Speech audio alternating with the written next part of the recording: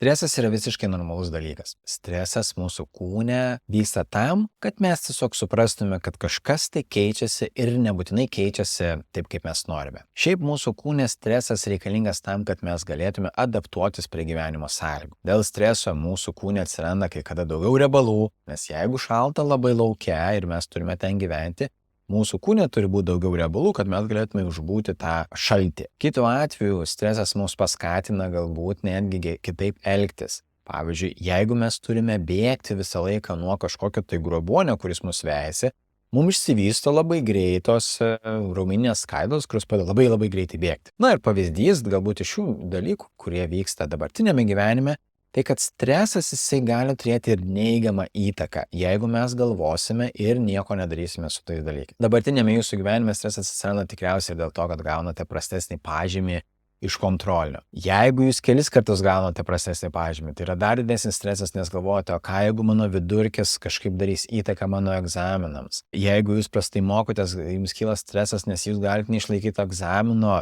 ir jūs galvojate, kad tada neįstosite ten, kur norėsit. Visa tai yra stresas. O kur dar stresas, kai galvojate, kad mokytojas jūsų nemėgsta, patiriant patyčias atsiranda dar didesnis stresas. Visi šitie streso šaltiniai, jie ne visą laiką yra kontroliuojami. Ir mes ne visą laiką žinome, ką su jais daryti. Nes jeigu mes galime išspręsti problemą, kuri kelia mums stresą, stresas sumažės. Vadinasi, kad tai yra išoriniai dalykai, kurie mums kelia stresą.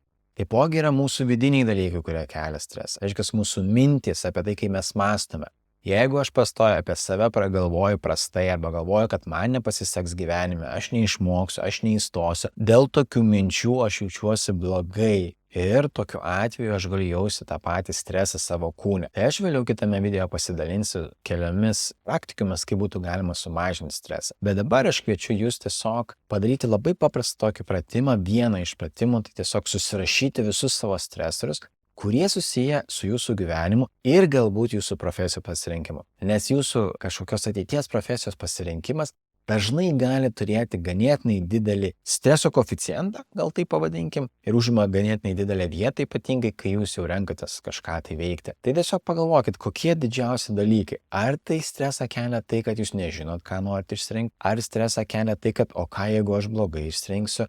Ar stresą kelia tai, kad man nepadeda išsirinkti tai, ko aš noriu? O galbūt stresą kelia tokios mintis, kad o ką jeigu aš išsirinksiu tai, kas nepatiks mano tėvams ar mano draugams ir panašiai. Gal aš nepritapsiu grupėje. Tiesiog leiskit savo susirašyti tos dalykus, dėl kurių jūs patiriate stresą. Ir jeigu norite, galite pasidalinti kai kuriais iš jų grupelėse ir pamatyti vėlgi, kad jūs nesate vieni patiriantis tokį stresą.